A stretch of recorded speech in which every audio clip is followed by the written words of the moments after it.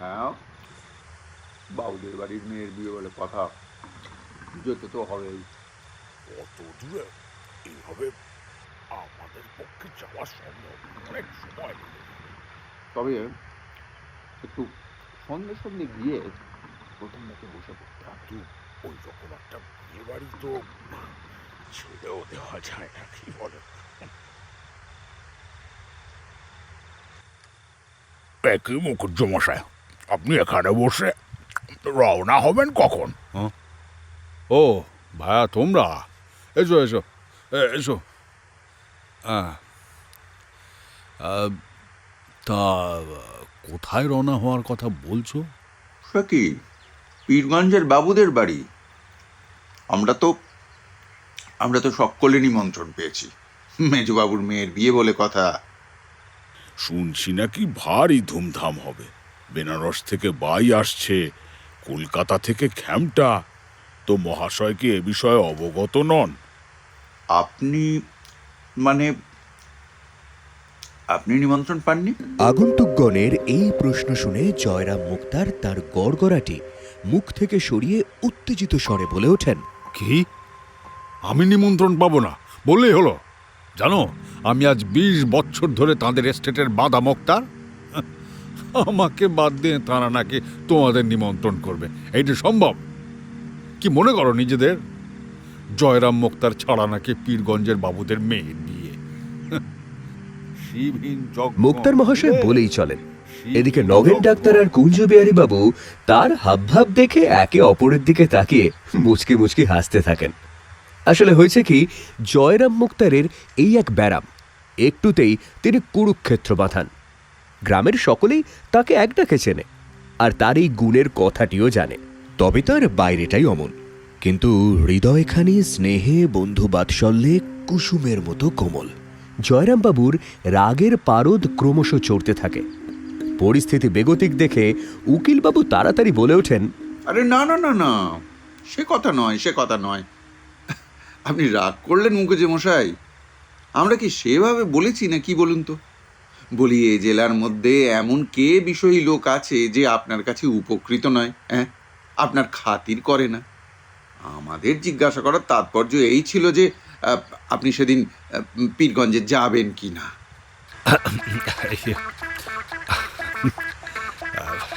রাগ না, মানে ইয়ে, উম, বসো বসো ভাইরা।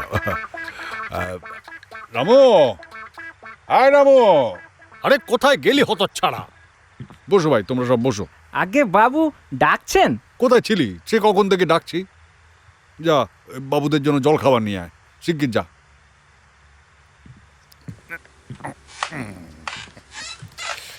আসলে কি জানো, পীরগঞ্জে গিয়ে নিমন্ত্রণ রক্ষা করা আমার পক্ষে একটু কঠিনই বটে। সোম মঙ্গল দুটো দিন কাছারি কামাই, এদিকে শরীর গতিকও ভালো না, বুঝলে কি না? আবার আবার না গেলেও খারাপ দেখায়। একদিনকার খাতির, মনে ভারী দুঃখ পাবেন। তা তোমরা যাচ্ছ তো নাকি? হ্যাঁ, মানে যাবার তো খুব ইচ্ছে, কিন্তু বোঝেনি তো, অত দূরের পথ যাওয়া তো সোজা নয় না। ঘোড়ার গাড়ির পথ তো নয়, গরুর গাড়ি। হ্যাঁ, তাতে করে যেতে হলে যেতে 2 দিন, আসতে 2 দিন তো লাগবেই। আর যদি পালকি করে যেতে হয়, সেও জোগাড় হওয়া মুশকিল। তা বটে, তা বটে, সেই তো বলছি। মহাশয়, না, আমরা তাই পরামর্শ করলুম, আপনি মাথার ওপর আছেন যখন, যাই গিয়ে জিজ্ঞেস করি একবার। আপনি যদি যান, আপনি তো আর গরুর গাড়ি বা পালকিতে যাবেন না, নিশ্চয়ই রাজবাড়ি থেকে একটা হাতি টাতি আনিয়ে নেবেন। আর আমরা দুজনেও তাহলে আপনার সঙ্গ নেব, আর হাতির পিঠে করে দিব্যি আরামে যেতে পারবো। ও, এই কথা! এর জন্য আর ভাবনা কি ভাই? রামু, জল খাবার আজ এসে পৌঁছবে তো নাকি? যাই বাবু। হ্যাঁ হ্যাঁ, এই এখানে রাখ সব, এখানে, হ্যাঁ এখানে রাখ। ও সাবধানে, কি করছিস? শরবতের গ্লাসটা এখানে নামা, এইখানটা নামা, এইখানটা। হ্যাঁ হ্যাঁ, মায়েরা একবারে হাতে গড়া সব খেয়ে নাও। মিহিদানাটা খাও, খোদ বর্ধমানের। হালুয়াটার কি স্বাদ! হ্যাঁ, তা যা বলছিলাম, হ্যাঁ, মহারাজ নরেশচন্দ্র তো আমার আজকের মক্কেল নন। ওর বাপের আমল থেকে আমি ওদের মোক্তার। তোমাদের কোনো চিন্তা নেই। আমি কাল সকালে রাজবাড়িতে চিঠি লিখে পাঠাচ্ছি, সন্ধে নাগাদ হাতি এসে যাবে। এখন রামো, আরো কখন লুচি নিয়ে আয় তো। রামো, আয় রামো। দেখলে হে ডাক্তার, আমি তো বলেইছিলাম, অত ভাবছো কেন? মুকুজ্জেমশাইয়ের কাছে গেলেই একটা উপায় হয়ে যাবে। তা মুকুজ্জেমশাই, আপনাকেও কিন্তু আমাদের সঙ্গে যেতে হবে, না বললে ছাড়ছি নে। আমি আমার তো কাছারি। ঠিক আছে, ঠিক আছে, তোমরা যখন এত করে বলছো যাওয়াই যায়। কিন্তু আমার তো বাইক হ্যামটা শোনার বয়স নেই, তোমরা শুনো। আমি বরং মাথায় একটা পগ্গ বেঁধে একটি থেলো হুঁকো হাতে করে লোকজনের অভ্যর্থনা করব। কে খেলে কে না খেলে দেখা তদারক করে বেড়াবো, আর তোমরা বসে শুনবে। পেয়ালা মুঝে ভর দে। কেমন, হ্যাঁ?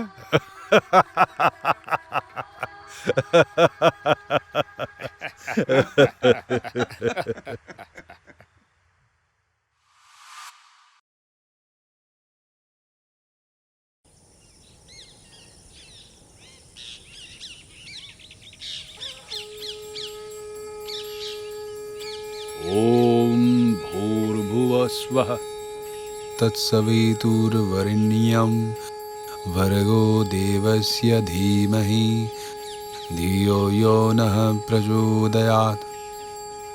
हे कृष्ण करुणा सिंधु दीनबंधु जगतपते गोपेश गोपिका कांत রাধা কান্ত নমস্তুতে। আজ রবিবার। এদিন জয়রাম মুখোপাধ্যায় প্রভাতের আহ্নিক একটু ঘটা করেই করে থাকেন। বেলা 9টার সময় পুজো পাঠ সম্পূর্ণ করে জলযোগ সেরে অবশেষে তিনি বৈঠকখানায় এসে বসলেন। জনকয়েক মক্কেল উপস্থিত ছিল, তাদের সঙ্গেই কথাবার্তা কইতে লাগলেন। হ্যাঁ, সে এক প্রকার তাই। চাটুর্যে বংশের শেষ প্রদীপটি নিভে গেল। হ্যাঁ সত্যি, এককালে কি ছিল ওই বাড়ি। ঘোড়া সালে ঘোড়া, হাতি সালে হাতি। হাতি! মুখুজ্জেমশাই, কি হলো? চিঠি, চিঠি লিখতে হবে। চশমাটা কই? রামো! ও এই তো, এই তো। হঠাৎই সেই হাতির কথা মনে পড়ে গেল তার, আর তক্ষুনি কাগজ কলম নিয়ে বসে পড়লেন স্বয়ং রাজা বাহাদুরের উদ্দেশ্যে পত্র প্রেরণে। প্রবল প্রতাপান্বিত শ্রীল শ্রীমন মহারাজ শ্রী নরেশচন্দ্র রায় চৌধুরী বাহাদুর আশ্রিত জনপ্রতিপালকেশু। পত্রে 2-3 দিনের জন্য একটি সুশীল ও সুবোধ হাতির জন্য প্রার্থনা জানালেন জয়রাম মুক্তার।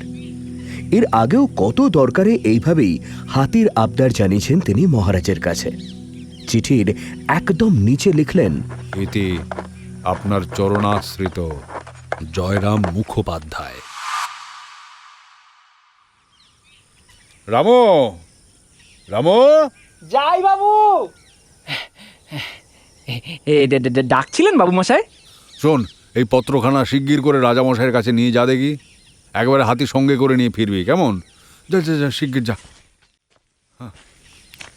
হ্যাঁ, যা বলছিলাম, তখন তাদের হাতি সালে হাতি, ঘোড়া সালে ঘোড়া। শ্রীযুক্ত জয়রাম মুখোপাধ্যায়ের বয়স 50 পেরিয়েছে। মানুষটি লম্বা ছাঁদের, রংটি আর একটু পরিষ্কার হলেই গৌরবর্ণ বলা যেত। গোঁফগুলি মোটা মোটা, কাঁচায় পাকায় মিশ্রিত। মাথার সম্মুখ ভাগে তৈলাক্ত একখানি টাক যেন ক্রমশ প্রকাশ্য। চক্ষু দুইটি বড় বড় ভাষা ভাষা। তার আপাত রুক্ষ মেজাজখানির সম্পূর্ণ বিপরীতার্থক এই চক্ষু দুটি থেকে হৃদয়ের কোমলতা যেন হৃদয় ছাপিয়ে উথলে পড়ছে।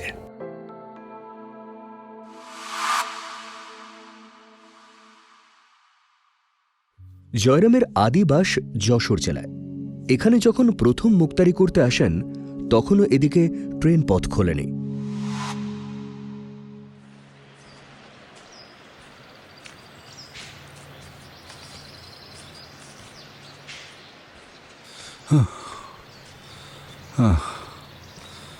আর যে পারি না, এই গভীর জঙ্গল বড্ড তেষ্টা পেয়ে গেছে। সেই নৌকো থেকে নেমে দুটো চিড়ে মুড়ি জাহাজ উঠেছিল, জনমনস্বিনী কোথাও। ওই তো একটা জলা মতন দেখা যাচ্ছে।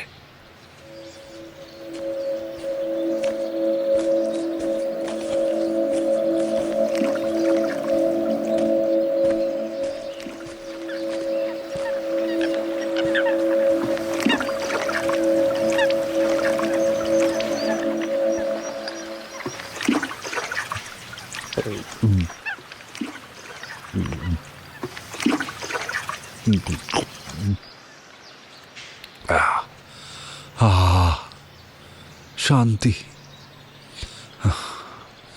না, এবার পা চালিয়ে এগোই। ক্রমশ দিন পড়ে আসছে। এই জলা জঙ্গল, এখনো যদি একটা বাঘ ভাল্লুক। না না না, সন্ধে নামার আগে এই জঙ্গলের পথ ছেড়ে গায়ে পড়তে হবে।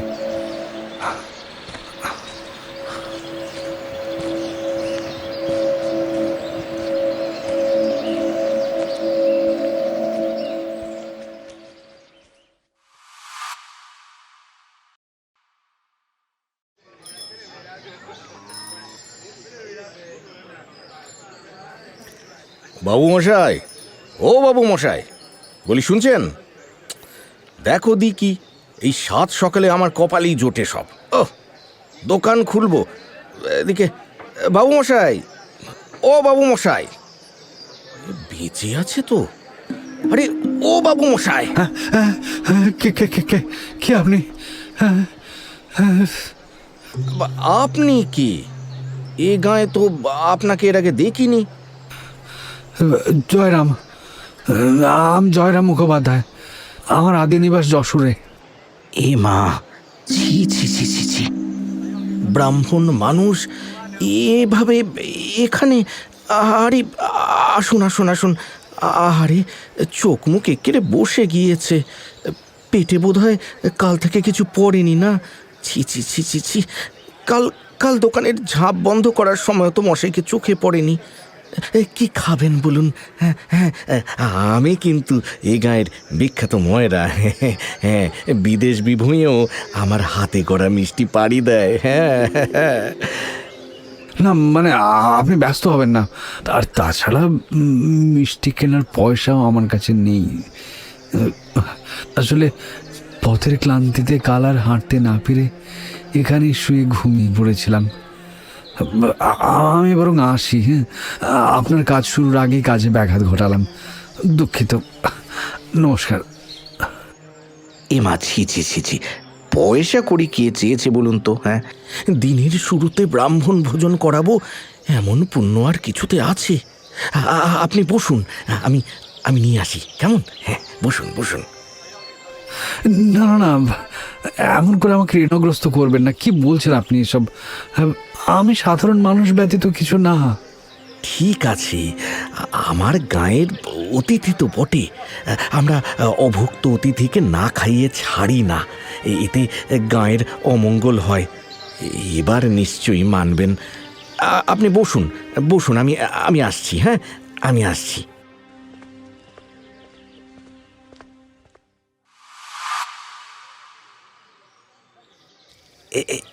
এই নিন, দুটি খেয়ে একটু গলা ভেজান। তামশাই, যাবেন কোথায়? এই গায়ে কি উপলক্ষে? জানি না। জানি না, মানে আসলে মা আমার শৈশবে গত হয়েছেন। মাস কয়েক আগে বাবাও ইহলোকের মায়া কাটিয়েছেন। শরিকি বাড়ি, নিত্যদিন অশান্তি, তাই বেরিয়ে এলুম। ওদেশে মুক্তারিতে একটু পশারও জমেছিল, দেখি এখানে যদি কিছু জোটে। আরে ছেলে মানুষ, থাকবেন কোথায় এখানে? মানে একটা কথা বলবো বাছা, তুমি আমার খুব মনে ধরেছ, তাই বলছি। আমি অকৃতদার, ঠাকুরের কৃপায় আয় যা হয় ভোগ করার সাতকুলে কেউ নেই। বয়সও হচ্ছে, অসুখ বিসুখও লেগেই আছে, দেখারও কেউ নেই। বাপ ঠাকুরদার 7 মহলা বাড়ি, অধিকাংশ ঘর ওই তালাবন্ধই পড়ে থাকে। যদি যদি আপত্তি না থাকে, আমার ভিটেতেই যদি মানিয়ে নিয়ে, মানে জি জি, কি বলছেন? তা কি করে হয়? আমি বিদেশি, প্রথম আলাপেই মানুষকে এত বিশ্বাস করবেন না। দিনকাল অন্যরকম। আপনি আমার জন্য ভাববেন না, আমি ঠিক ব্যবস্থা করে নেব। না, আমারই ভুল। সেই হাফ প্যান্ট বয়স থেকে দোকানদারি করছি। তুমি বলছো লোক চিনি নে। হ্যাঁ, ঠিকই বলেছ। আমি মুখ্য সূক্ষ্ম মানুষ, 3 কুলে কেউ নেই। তুমি ভাবছো এক বিপদ ছেড়ে এসে কোন বিপদ ঘাড়ে নেওয়া। খুব ভুল হয়ে গেছে বাবা, খুব ভুল হয়ে গেছে, ভুল হয়ে গেছে।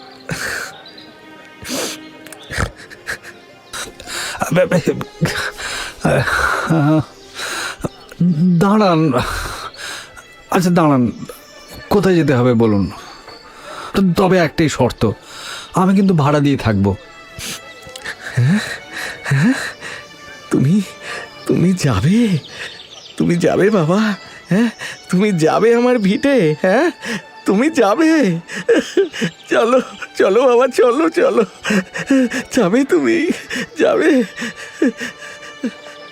এখন সেই জয়রাম নিজস্ব পাকা দালান কোঠা করেছেন, বাগান করেছেন, পুকুর কিনেছেন, অনেকগুলি কোম্পানির কাগজও কিনেছেন।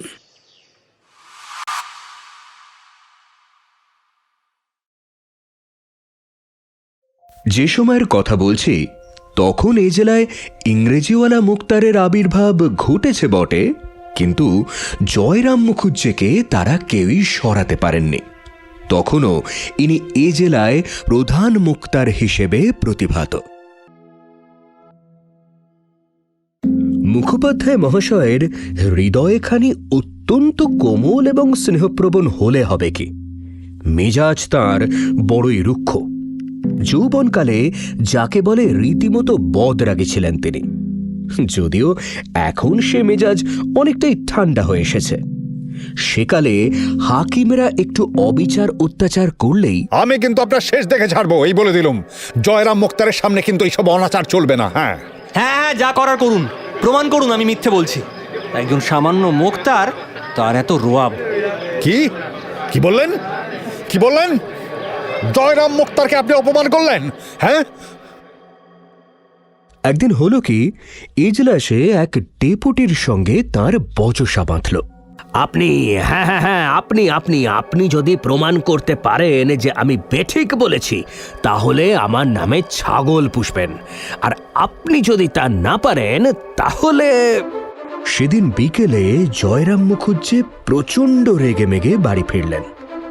বাড়ি ফিরেই শুনলেন, বাবু, মঙ্গলার বাছুর হয়েছে। এনে না বক না। এরে বাছুর বাবু। সাব্বাস। তাহলে আমার নামে ছাগল পুষবেন। হে রামু, সর্বত্র রটিয়ে দে, জয়রাম মুখুজ্জের বাড়ি একটি এঁড়ে বাছুর হয়েছে, তার নাম ডেপুটি মাখনলাল সরকার। আরেকবার হয়েছে কি, এক ডেপুটির সঙ্গে মুখুজ্জে মহাশয়ের আইন সংক্রান্ত এক তর্ক বেঁধেছিল, কিন্তু হাকিম কিছুতেই তাঁর কথায় সায় দিচ্ছিলেন না। অবশেষে রাগের মাথায় জয়রাম বলে বসলেন, এ তো দেখছি স্যার আমার স্ত্রীর যতটুকু আইন জ্ঞান আছে হুজুরের তাও নেই দেখছি। সেদিন আদালত অবমাননার জন্য মুক্তার মহাশয়ের 5 টাকা জরিমানা হয়েছিল। এই আদেশের বিরুদ্ধে তিনি হাইকোর্ট অবধি লড়াই করেছিলেন। সব শুদ্ধ 1700 টাকা ব্যয় করে তিনি এই 5 টাকা জরিমানা কোনো ক্রমে বাঁচিয়েছিলেন। বাবু বাবু ও বাবু বাবু বাঁচান বাবু বাবু বাবু বাবু বাঁচান বাবু বাবু বাবু। এই গাড়ি থামো, গাড়ি থামো। কি হয়েছে রামধন? আরে গাড়ি থামাতে বললাম তো। বাবু বউটার বাঁচবে না বাবু, সেই ভোর রাত থেকে বাঁচছো বমি।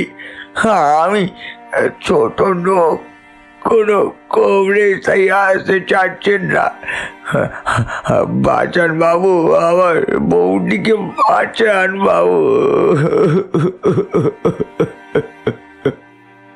মানুষের আবার উচ্চ নিচ। চলো তো দেখি, এসো গাড়িতে উঠে এসো।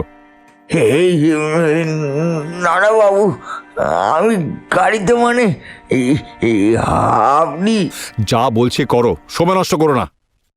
হ্যাঁ, এমনই ছিলেন জয়রাম মুক্তার।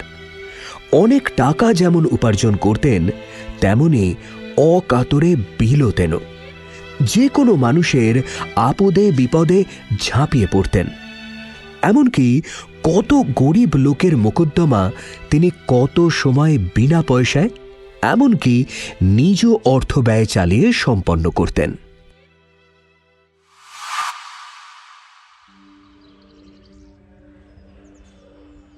প্রতি রবিবার অপরাহ্নে পাড়ার যুবক বৃদ্ধগণ জয়রাম মুক্তারের বৈঠকখানায় তাস পাশার আসর জমাতেন। আজও সেই আসর জমে উঠেছে। অন্যদিকে বাড়ির বাগান পরিষ্কার চলছে হাতির যথোপযুক্ত যত্নার্থীর জন্য। মুক্তার মশাই দুদিকটাই সামলাচ্ছেন। এমন সময় পত্রবাহক রামু একা বৈঠকখানায় এসে উপস্থিত হল। কিরে রামু, হাতে কই? ওই হাতি পাওয়া গেল না। হ্যাঁ, কি? হ্যাঁ, পাওয়া গেল না? বলেন কি? তাই তো, সব মাটি। জয়রাম বাবুর মতো মান্যিগণ্যি মানুষের আবদার, এ তো যে সে নয়, দিল না। কেন রে, পাওয়া গেল না কেন? কই চিঠির জবাব কই, দে দেখি। না, জবাব দেননি। দেওয়ানজিকে গিয়ে চিঠি দিলাম, তিনি চিঠি নিয়ে মহারাজের কাছে গেলেন। খানিক বাদে ফিরে এসে বললেন বিয়ের নেমন্তন্ন হয়েছে, তার জন্য হাতি কেন, গরুর গাড়িতে আসতে বলো। কি? জয়রাম মুক্তার যাবে গরুর গাড়িতে? রামদিন, আয় রামদিন, গাড়ি বার কর। ছি ছি ছি ছি ছি, মুক্তার মশাই এলাকার এমন মান্যিগণ্যি লোক, তাকে কিনা না বলা, এত অহংকার ভালো না। হাতি দিলে না, আমাকে হাতি দিলে না। আর কি করবেন মুকুজ্জে মশাই, পরের জিনিস, জোর তো নেই। মুখুজ্জমশাই, মুখুজ্জমশাই শান্ত হন। কি আছে, একখানা ভালো দেখে গরুর গাড়ি ভাড়া করে নিয়ে রাত্রি 10টা-11টার সময় বেরিয়ে পড়ুন, ঠিক সময় পৌঁছে যাবেন। ওই ইমামউদ্দিন শেখ আছে না, শুনলুম একজোড়া নতুন বলদ কিনে এনেছে, খুব তেজি নাকি। আপনি কি রাজার বসাহেব নাকি? আরে রামদিন, গাড়ি কই? গরুর গাড়িতে চড়ে আমি যাব না। যদি হাতি চড়ে যেতে পারি তবেই যাব, নইলে এই বিয়েতে আমি যাবই না।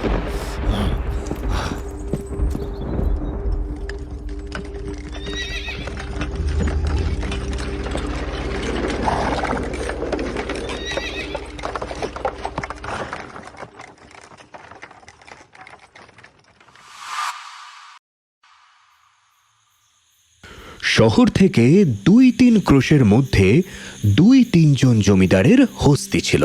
সেই রাত্রেই জয়রাম কয়েক স্থানে নিজে খোঁজ খবর নিলেন, কয়েক স্থানে লোক পাঠিয়ে দিলেন। যদি কেউ হস্তি বিক্রি করেন তবে কিনবেন। রাত্রি 2 প্রহরের সময় একজন ফিরে এসে বললেন, বাবু মশাই, বীরপুরের উমাচরণ লাহিড়ির একটা মাদি হাতি আছে, এখনো বাচ্চা, বিক্রি করবে, কিন্তু কিন্তু বাবু বিস্তর দাম চায়। কত? আগে বাবু মশাই 2000 টাকা। খুব বাচ্চা? না, সবারই নিতে পারবে। কুছ পরোয়া নেই, তাই কিনবো। এখনই তুমি যাও, কাল সকালেই যেন হাতি আসে।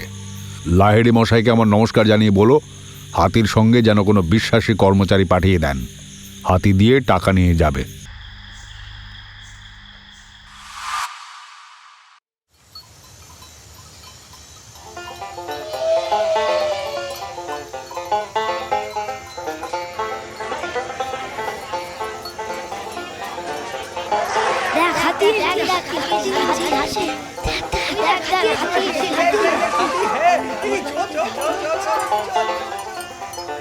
এই ছোট, এই তো দেখছি বাবু বুড়ো বয়সে ভীমরতিরই বলিহারি যাই, অত বড় একটা জল জ্যান্ত হাতি, ওসব কি বরণ টরণ কি সব বলছে। তুই বাবা করকে যা। তুমি বাড়ির বড় বউ, বাবা তোমাকে কয়েছেন, আমি যাব কেন? তারপর ওই বিরাট ছুঁড়ে করে আর পাগুলো দেখেছো? না বাবা না, আমি ওসবে নেই বাপু। খোকা, এই খোকা, এদিকে আয় শিগগিরি। লাহিড়ি মহাশয়ের কর্মচারী রীতিমতো স্ট্যাম্প কাগজে রসিদ লিখে দিয়ে এবং হাতি বাবদ 2000 টাকা গ্রহণ করে প্রস্থান করল। দাদু দাদু, ও দাদু, ওর নাম কি? ও মাহুত ভাই, হাতির নাম কি? আদরিনী।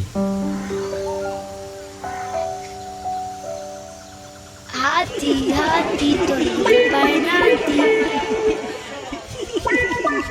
হাতি হাতি তোর বাইনাতি। যা যা যা, পালা এখান থেকে, পালা। কি করছিস কি? গ্রামের ছেলেপেলেদের রঙ্গব্যঙ্গে মুখুজ্জে বাড়ির বালক দল অত্যন্ত ক্রুদ্ধ হয়ে উঠল এবং অপমান করে তাদের এক প্রকার তাড়িয়েই দিল। আদরিনী গিয়ে ভেতর বাড়ির দরজার সামনে দাঁড়ালো। মুখুজ্জে মশাইয়ের স্ত্রী গত হয়েছেন বহু বছর হলো, ফলে বাড়ির নতুন অতিথিকে বরণ করে ঘরে তুলতে জয়রাম মুক্তারের জ্যেষ্ঠ পুত্রবধূ একটি ঘটিতে জল নিয়ে ভীত সন্ত্রস্ত পদক্ষেপে বের হয়ে এলেন। প্রায় কাঁপতে কাঁপতে আদরিনীর চতুষ্পদে সেই জল একটু একটু ঢেলে দিলেন। মাহুত তার সুঁড়ে হাত বুলিয়ে বলল, এই তোমার নতুন বাড়ি মা, এরাই তোমার এখন থেকে নিজের নোক। বসো মা, বসো বসো। মাহুতের কথায় আদরিনী জানু পেতে বসল। বড় বউ তেল আর সিঁদুরে তার ললাট রাঙা করে দিল। ঘন ঘন শঙ্খধ্বনি হতে লাগল। আবার উঠে দাঁড়ালে একটা ধামায় করে আলো চাল, কলা ও অন্যান্য মাঙ্গল্য দ্রব্য তার সামনে এনে রাখা হলো। আদরিনী এত সব আয়োজন দেখে আহ্লাদিত হলো ঠিকই, তবে খেলো কম, ছড়ালোই বেশি। এইরূপে বরণ সম্পন্ন হওয়ার পর রাজহস্তির জন্য সংগৃহীত সেই কদলী কাণ্ড ও বৃক্ষ শাখা আদরিনীকে পরিবেশন করা হলো। এই দেখ মা, সব তোর পছন্দের। অনেকটা পথ হেঁটে এসেছিস, খুব দখল গিয়েছে না মা? খা মা, খা, খেয়ে নে, খেয়ে নে মা, খেয়ে নে। পরম তৃপ্তির সঙ্গে এবার সেই খাদ্য সম্ভার নিমেষে আদরিনীর উদর স্বাদ হল।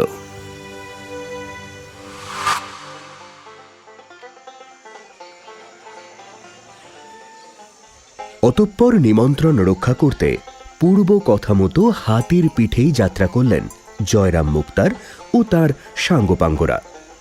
পীরগঞ্জ থেকে ফেরার পরদিনই বিকেলে মুখুজ্জে মশাই মহারাজ নরেশ চন্দ্রের সঙ্গে সাক্ষাৎ করতে গেলেন, আর বলা বাহুল্য আদরিনীর পিঠে চড়েই গেলেন তিনি।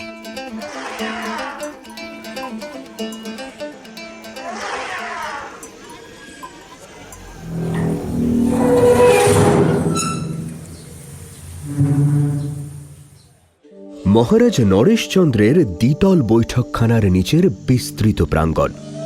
প্রাঙ্গণের অপর প্রান্তে প্রবেশের সিংহদ্বার।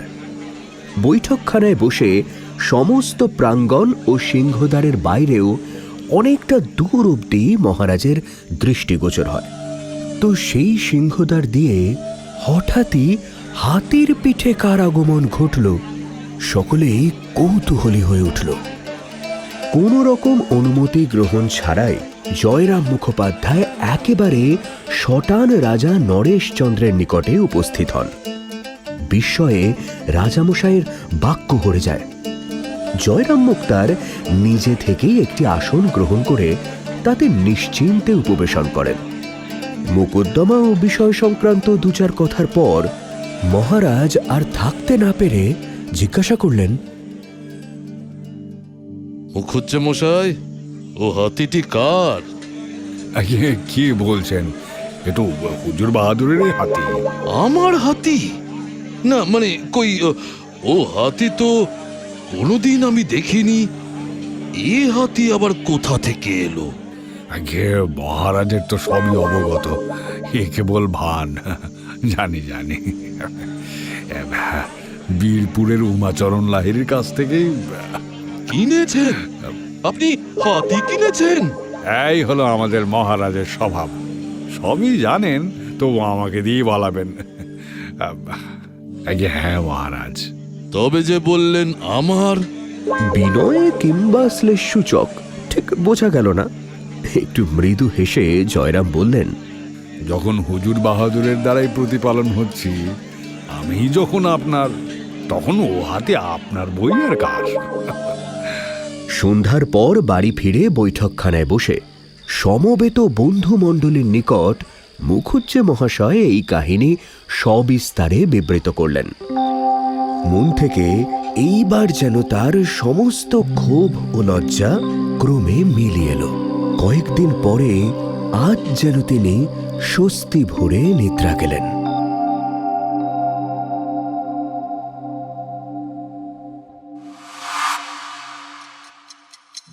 তারপর সুদীর্ঘ 5টি বছর অতিক্রান্ত হয়েছে। এই 5 বছরে মুক্তার মশাইয়ের অবস্থার অনেক পরিবর্তনও ঘটেছে। কি মুক্তার মশাই? মুক্তার মশাই? কে? হ্যাঁ, কে? ও ডাক্তারবাবু। ও উকিলবাবু এসেছেন? বসুন বসুন। তা হঠাৎ কি মনে করে এত দিন পর? হ্যাঁ মানে অনেক দিন আসা হয় না, তাই ভাবলুম আর কি। তা আপনার শরীর গতি কেমন? আজ কাছারিতে যাননি? আর কাছারি? সেদিন গেছে মশাইরা। নতুন নিয়মে পাশ করা শিক্ষিত মুক্তারে জেলা কোর্ট ভরে গেছে। আমার মতো শিথিল নিয়মের আইন ব্যবসায়ীর আর কদর নেই। আয় অপেক্ষা ব্যয়ের হিসেব বেড়ে চলেছে রোজ। আগে যা উপার্জন করতাম, এখন 3 ছেলে আমার। বড় আর মেজর তো বংশবৃদ্ধি ছাড়া আর কোনো কর্মই নাই। আকাট মূর্খ দুটোই। আশা কেবল ছোটটিকে নিয়ে কলকাতায় পড়ছে। কালক্রমে যদি মানুষ হয়, এই মাত্র ভরসা।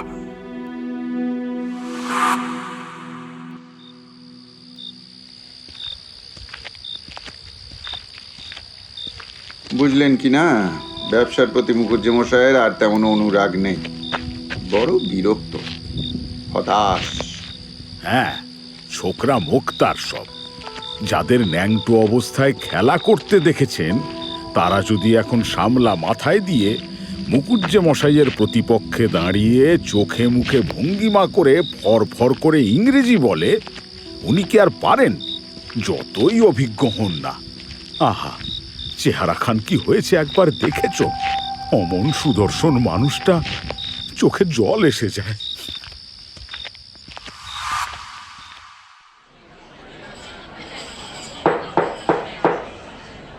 আরে কি হচ্ছে নাকি? অর্ডার অর্ডার, চেঁচাবেন না তো। অর্ডার।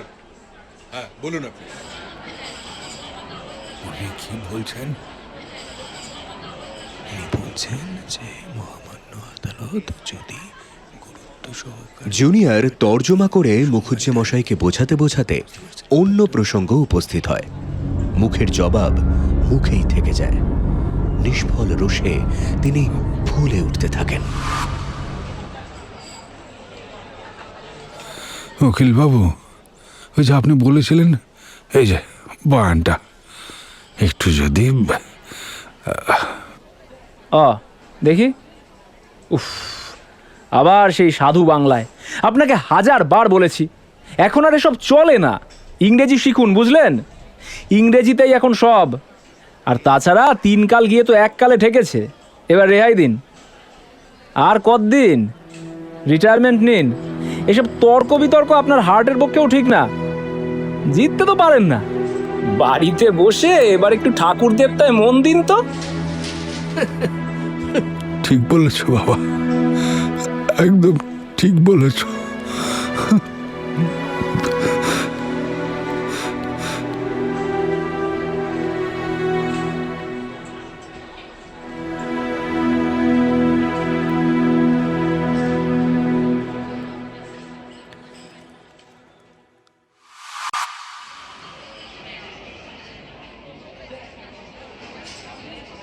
শুনেছো ভাইয়া, খোদ আসামি নাকি জয়রাম মুখোপাধ্যায়কে নিজ মোক্তার হিসাবে নিযুক্ত করেছে। এই 3 দিনের মোকদ্দমা একদিনেই না শেষ হয়ে যায়। এই ইংরেজ জজ সাহেব ওনার সাধু বাংলা শুনে ওনাকে প্রথমে না ঘাড় ধরে বার করে দেন। দেখো, জজ সাহেব বাহাদুর ও এসএসআর মহোদয়গণ, আমার এতবধি পেশ করা সাক্ষ্য প্রমাণ থেকে এটাই প্রমাণিত হয় যে আমার মক্কেল খুনটি করেননি। সুতরাং আমার মক্কেল নির্দোষ, তাকে বেকসুর খালাস করার দাবি জানাচ্ছি। বক্তৃতা শেষে এসএসআরগণ মুখোপাধ্যায়ের মক্কেলকে নির্দোষ সাব্যস্ত করলেন। জজ সাহেবও তাঁদের অভিমত স্বীকার করে আসামিকে বেকসুর খালাস দিলেন। মিস্টার, এই উকিল বাবুর নাম কি আছে? আগে হুজুর, ওর নাম জয়রাম মুখার্জি। উনি উকিল নন হুজুর, মুক্তার। মুক্তার। আপনি মুক্তার? প্রণাম হুজুর। হ্যাঁ, মানে আমি আপনার তাবেদার হুজুর। আপনি মুক্তার? আমি মনে করিয়াছিলাম আপনি উকিল। যেরূপ এফিসিয়েন্টলি আপনি কেসটা হ্যান্ডেল করলেন, আমি ভাবিয়াছিলাম you are a renowned lawyer. না হুজুর, আমি উকিল নই, আমি সামান্য মুক্তার। তাও সেকালের শিথিল নিয়মের মুখ্য সূক্ষ্ম মানুষ। ইংরেজি জানি না, কিন্তু আজ আপনি আমায় যে আসনে বসালেন, এই প্রশংসা বাণী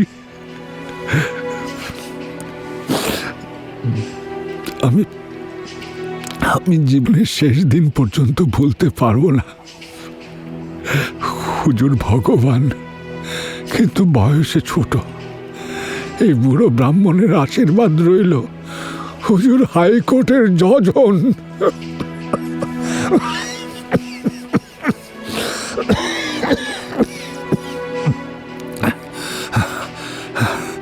সন্ধে হয়ে আসছে, অনেক পথ যাব।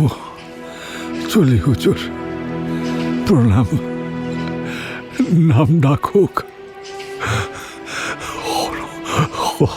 অনেক বড় মানুষ আপনি, অনেক বড় মানুষ।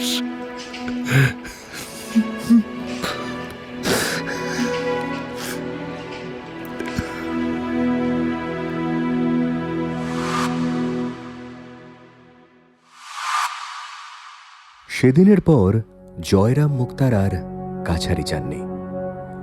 অবসর নেওয়ার পর কায় ক্লেশে কোনো রকমে তার সংসার চলতে লাগলো।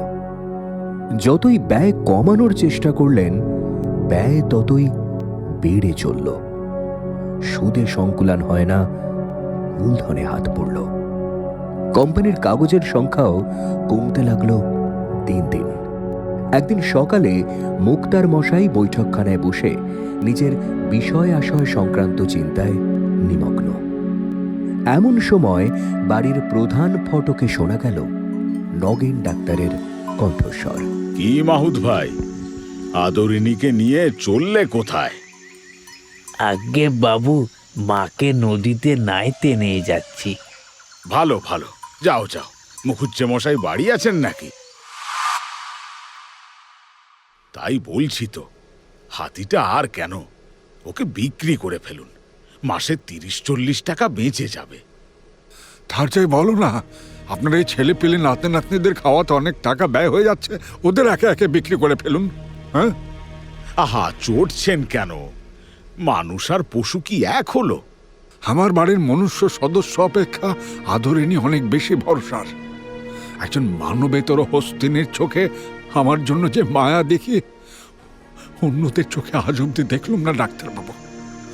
এই ধরুন, আপনাদের মতো ছদ্মবেশী বন্ধু অপেক্ষা অবলা ওই জীব অনেক বেশি নিরাপদ, অনেক বেশি হৃদয়বান। আচ্ছা, আপনি এখন আসতে পারেন ডাক্তারবাবু। আর ভবিষ্যতে এই জাতীয় সদুপদেশ দিতে বাড়িতে না আসাই আপনার মঙ্গল। ব্যবহারটা কি ঠিক করলেন মুখুজ্জে মশাই? আচ্ছা, আসি, নমস্কার।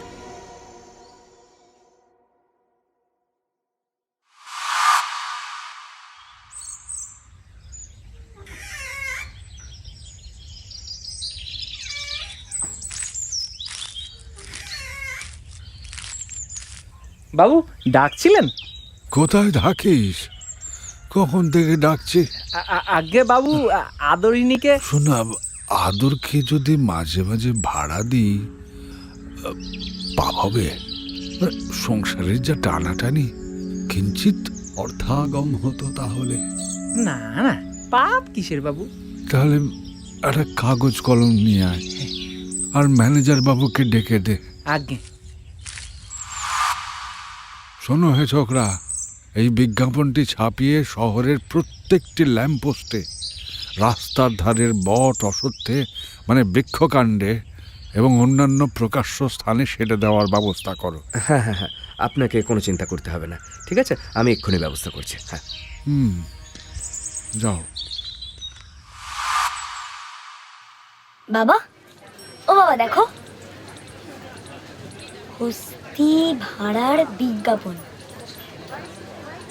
বিবাহের শোভাযাত্রা, দূর দূরান্তে গমনাগমন প্রভৃতি কার্যের জন্য নিম্ন স্বাক্ষরকারীর আদরিনী নাম্নী হস্তিনী ভাড়া দেওয়া যাইবে। ভাড়া প্রতি রোজ 3 টাকা মাত্র। হস্তিনীর খোরাকি 1 টাকা এবং মাহুতের খোরাকি একুনে 4 টাকা ধার্য হইয়াছে। যাহার আবশ্যক হইবে নিম্ন ঠিকানায় তত্ত্ব লইবেন। শ্রী জয়রাম মুখোপাধ্যায়, মুক্তার, চৌধুরী পাড়া। বাহ খোকা, তুমি তো বেশ পড়তে শিখেছো। বাবা, সত্যিকারের হাতি আছে ওনার বাড়িতে? হ্যাঁ, আছে তো। বাবা চলো না, হাতি দেখবো। আচ্ছা, আজ তো হবে না, অন্য একদিন নিয়ে যাব। না না, চলো না, আজই চলো। আহা, এই জন্যই তোমাকে নিয়ে বেরোতে চাই। তুমি বড্ড বিরক্ত করো। আজ নয়, অন্যদিন। না না, চলো না, আজই চলো।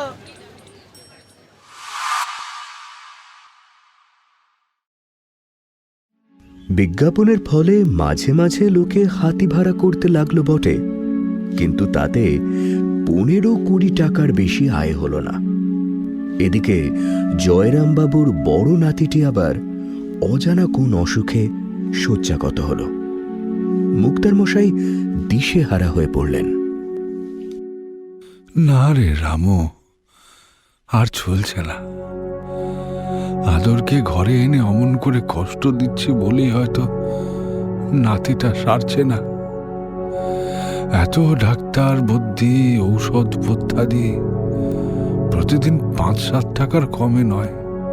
অসুখই ধরা পড়ছে না। কি করি বলতো? বাবু, বলি কি মায়ের থানে একটা পুজো দিলে হয় না? মা আমার থেকে মুখ ফিরিয়েছেন রে রামু। অমন দস্যি ধামাল নাতিটা বিছানার সঙ্গে দিন দিন মিশে যাচ্ছে। এদিকে বড় বৌমা মেজ বৌমা দুজনই অন্তঃসত্ত্বা। কয়েক মাস পরে আরো 2টি জীবের অন্য সংস্থান। মা মা গো, মানছে তোর এই ব্যাটার মেজাজটা একটু কড়া, কিন্তু কেন তো কোনোদিন তো কারো ক্ষতি করিনি। কি দিন দেখাচ্ছিস মা, কি দিন দেখাচ্ছিস। বাবু এমন ভেঙে পড়বেন না। আমি কালী মায়ের থানে একটা পুজো দিয়ে আসবো, দেখবেন সব ঠিক হয়ে যাবে, সব ঠিক হয়ে যাবে। মা কাউকে ফেরান না, কাউকে না।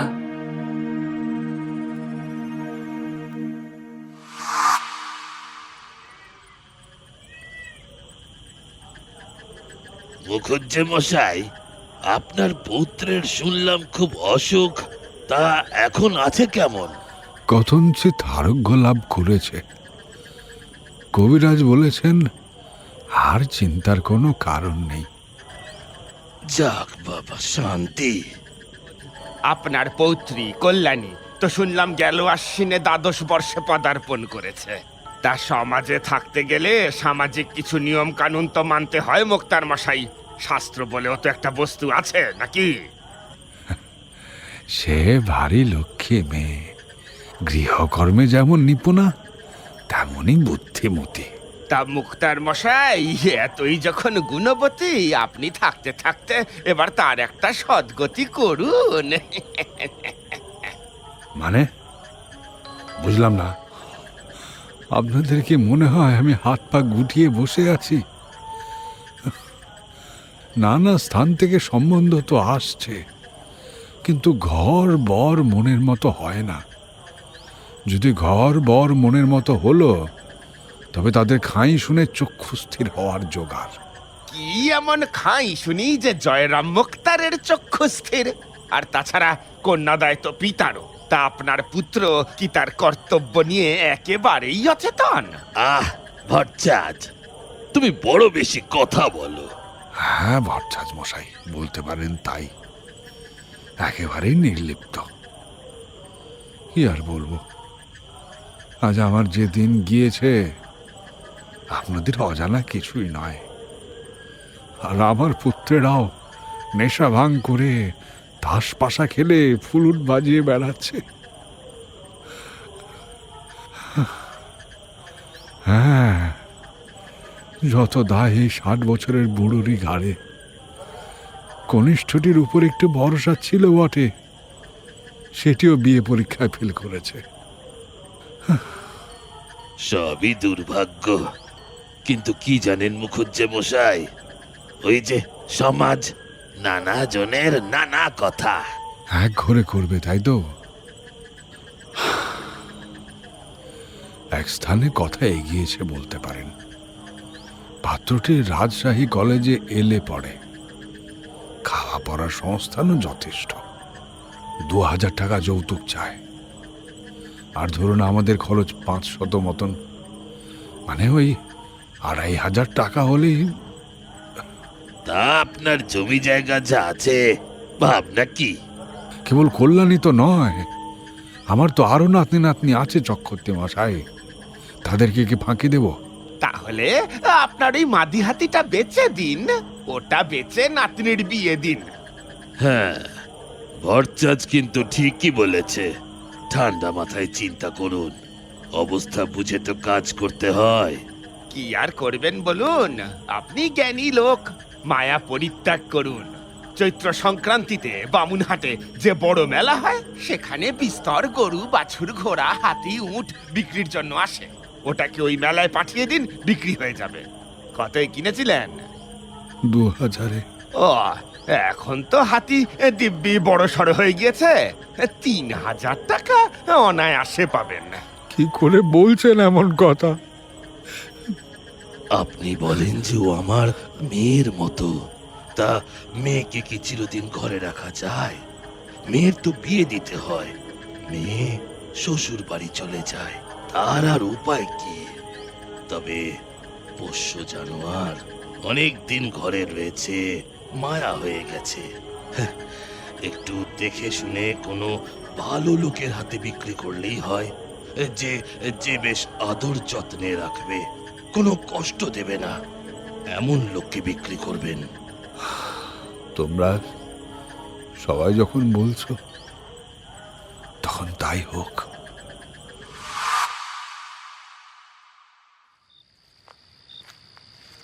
সবাই যখন বলছে তাই করো হে ছোকরা। দাও, মেলায় পাঠিয়ে দাও। তবে আগে একজন ভালো খদ্দের ঠিক করো, তাতে দাম যদি 200-500 টাকা কম হয় সেও স্বীকার। মেলাটি চৈত্র সংক্রান্তির প্রায় 15 দিন আগে আরম্ভ হয়, তবে শেষের 4-5 দিনই জমজমাট বেশি। সংক্রান্তির 1 সপ্তাহ পূর্বে যাত্রা স্থির হল। মাহুত তো যাবেই, এছাড়া মুক্তারের মধ্যম পুত্রটিও সঙ্গে থাকবে তাদের। বাবু, বাবু, আদরের যাওয়ার সময় হলো বাবু, আপনি একটিবার চলুন। বাবু, বাবু। জয়রাম মুখোপাধ্যায় অতি কষ্টে উঠে বসলেন, শরীর ভগ্ন। তারপর কোনো ক্রমে লাঠি ভর দিয়ে বাগানে এসে আদরিনীর সামনে দাঁড়ালেন। মনুষ্যতর এই অবলা প্রাণীটিও যেন বুঝেছে তার বিদায়ের ক্ষণ উপস্থিত। তার সজল 2 চক্ষু যেন বারংবার বলতে চাইছে, এভাবে দূরে ঠেলে দিও না আমায়, তোমাদের তোমাদের সঙ্গেই বেঁধে রাখো। রামু, রসগোল্লার হাঁড়িটা আন বাবা, যাওয়ার আগে বড় ভালোবাসে।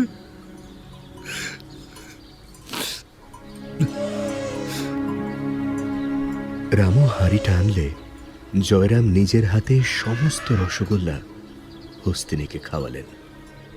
তারপর তার গলায় হাত বুলোতে বুলোতে ভগ্ন কণ্ঠে বললেন, আদর, যাও মা, বামুনহাটের মেলা দেখে এসো। হাতি চলে গেল। প্রাণে ধরে বিদায় বাণী উচ্চারণ করতে পারলেন না জয়রাম। চোখের জল লুকোতে নিজের কক্ষে আত্মগোপন করলেন।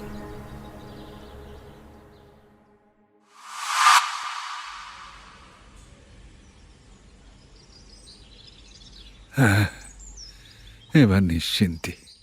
তা বিবাহের দিন কবে স্থির হলো? আগে 10ই জ্যৈষ্ঠ, বৈশাখ পড়লেই আশীর্বাদটা সেরে নেব ভেবেছি। তা যোগার্জন তো সব কেমন এগোচ্ছে? জয়রাম মুক্তারের নাতনি কল্যাণীর বিয়ে বলে কথা। হ্যাঁ, গহনাটা কেবল বাকি, ওই হস্তি বিক্রয়ের টাকাটা আসলে। এমন সময় হঠাৎই বহির্বাটিতে শোরগোল শোনা গেল। কি হলো রে? কি হলো?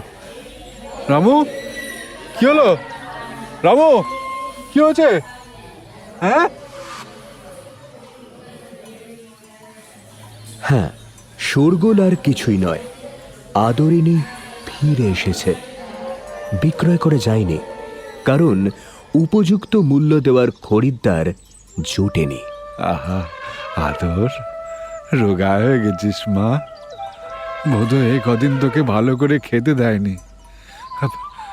রামু, আন আন, বাড়িতে যা আছে আগে দে ওকে।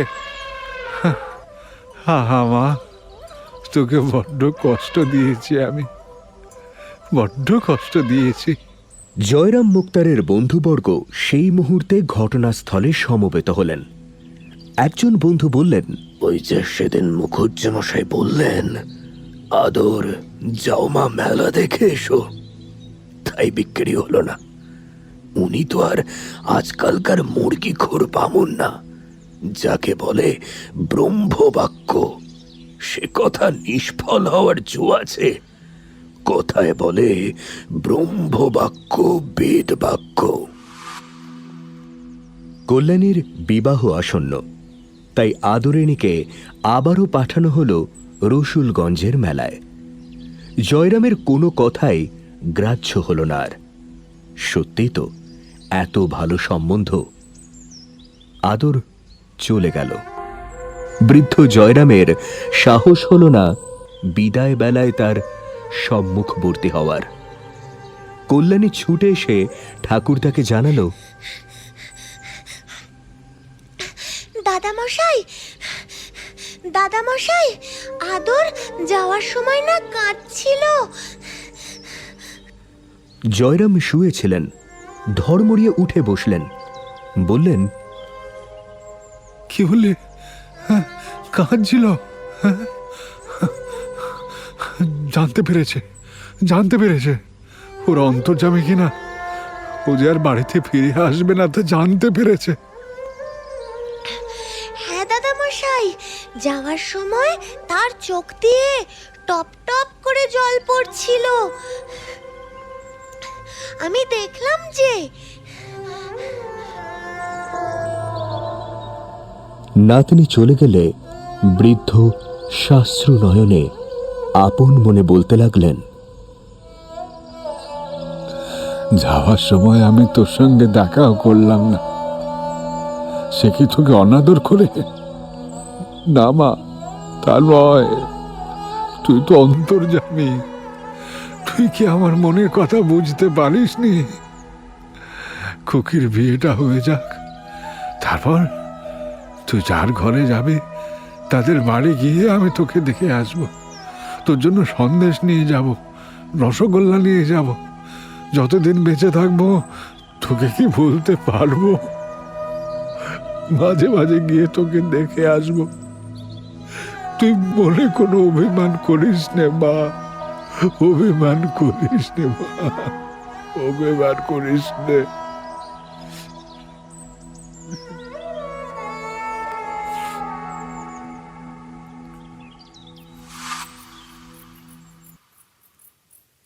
পরদিন বিকালে একজন চাষি একখানি পত্র নিয়ে হাজির হল জয়রাম মুক্তারের বাড়িতে। আগে মুক্তার মশাই, আপনার পুত্র আমাকে দিয়ে এই পত্রটা পাঠালো, বলল আপনাকে দিতে। অভিরাম আবার কি লিখছে? কই দেখি। পত্র পাঠ করে ব্রাহ্মণের মাথায় বজ্রাঘাত হল। তিনি আর্তনাদ করে প্রায় মূর্ছা গেলেন। আদর! বাবু, বাবু, এ কোথায় আছিস রে? শিগগিরই আয়, শিগগিরই আয়।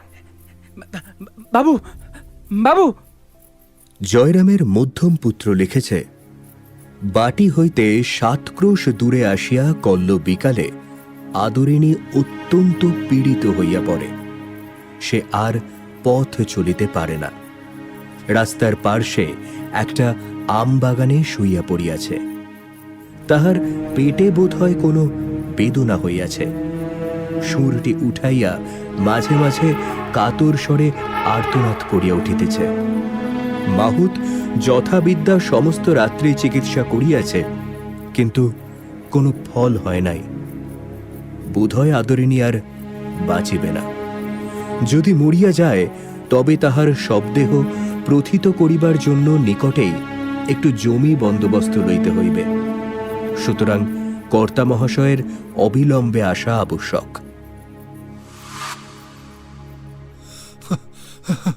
রামু, রামু, আমার গাড়ি বন্দোবস্ত করে দে রামু, আমি এক্ষুনি বেরোবো। আদরের অসুখ, যন্ত্রণায় ছটফট করছে সে, আমাকে না দেখলে সে সুস্থ হবে না। রামু, রামু, রহমান, গাড়ি বোলাও, গাড়ি বোলাও। রাত্রি 10টার সময় গাড়ি ছাড়ল। জয়রামের জ্যেষ্ঠ পুত্র সঙ্গে গেলেন। পত্রবাহক সেই চাষি কোচ বাক্সে বসল।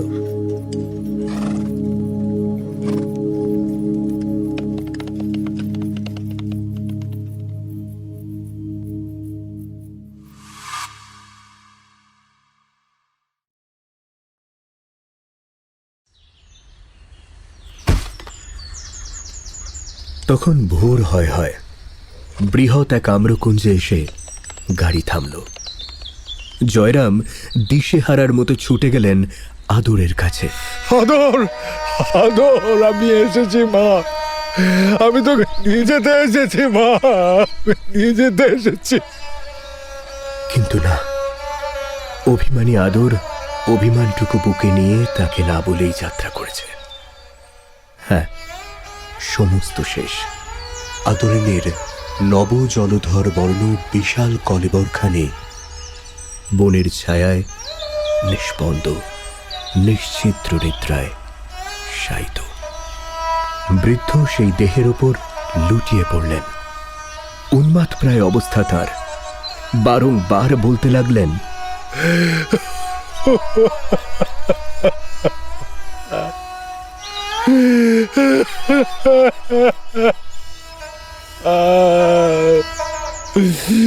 অভিমান করে চলে গেলি মা, অভিমান করে চলে গেলি। তোকে বিক্রি করতে পাঠিয়েছিলাম বলে অভিমান করে চলে গেলি, অভিমান করে চলে গেলি।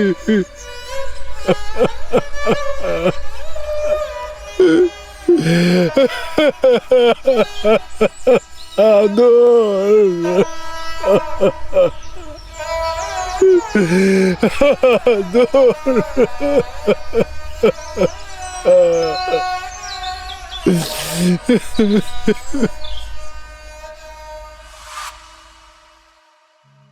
দুমাস কেটে গেছে। গহনার সংস্থান না হওয়ায় কল্যাণীর সম্বন্ধটি নাকচ হয়ে গেছে। আদরিনী চলে যাওয়ার পর থেকে জয়রাম বাবু শয্যাগত। হঠাৎ একদিন ভোর রাতে, বাবু, বাবু, দাদাবাবুরা, দাদাবাবুরা শিগগিরই আসেন, দাদাবাবুরা শিগগিরই আসেন, বাবু।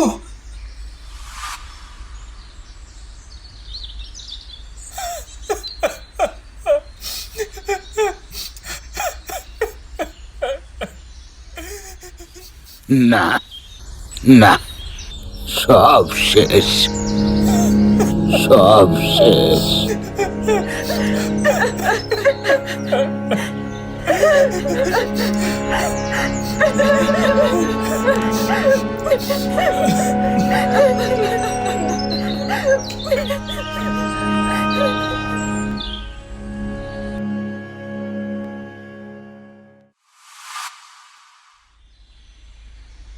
আদর, এখনো অভিমান করে আছিস মা? দেখ, আমি এসেছি। তোকে আমাকে কেউ আলাদা করতে পারবে না, কেউ না, কেউ না।